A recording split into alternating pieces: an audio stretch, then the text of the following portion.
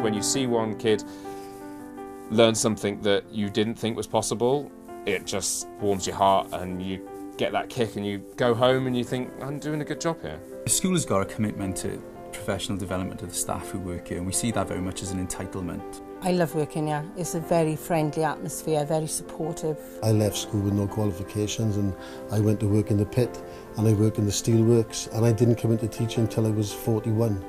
So I've been here for now 16 years, and I've had an incredible amount of support, and I really could never complain about the amount of promotions and everything else that I've had. We've attempted to extend the leadership provision in school for our middle managers to understand some of the accountability and the rigour that's involved in senior management. So we run something called an extended leadership group, and from that we're drawing out the expertise that allows us to develop new areas of provision inside school. Well, I started out as a learning support assistant in the school, and the job in the library became available. I sidestepped into it, and I was able to use this platform to provide all kinds of learning resources for the kids, ones that they hadn't maybe thought of before as learning resources, especially things like video games. Playing the games is improving my reading skills. Because I like Warhammer so much, because he's got like books of Warhammer, I only read them because I enjoy it so much. Games give kids an opportunity to engage in literacy without realising they're doing it.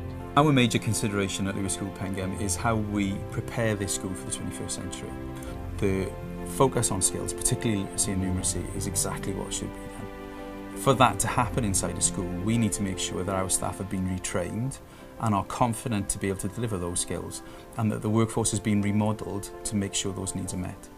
I think the literacy and numeracy frameworks come out at quite an important time for me in my career, because that's where my main role is now, is delivering the literacy and numeracy framework to these pupils who are so behind with their skills.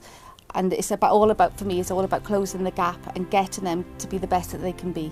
Our intergenerational project started out as just a community project. What we were interested in doing is getting different members of the community to come into school, just because we saw it as a very positive thing to do for the community. I help out the OAPs on the desk, collecting the money and selling the tickets. I just like enjoying helping them and carrying their trays. We found a number of pupils that really enjoy doing the work and really enjoy dealing with the elderly. No pupil at all should leave with no qualification. Every pupil that I work with will leave with something. Very concerned about gaining employment for our pupils rather than saying goodbye to them at 60. What's also important to us is the way that we use our workforce in school to address the needs of the school. And I think that's pretty much what we've been doing over the last number of years, is looking at what the actual needs of the school are and remodelling our workforce to meet those needs.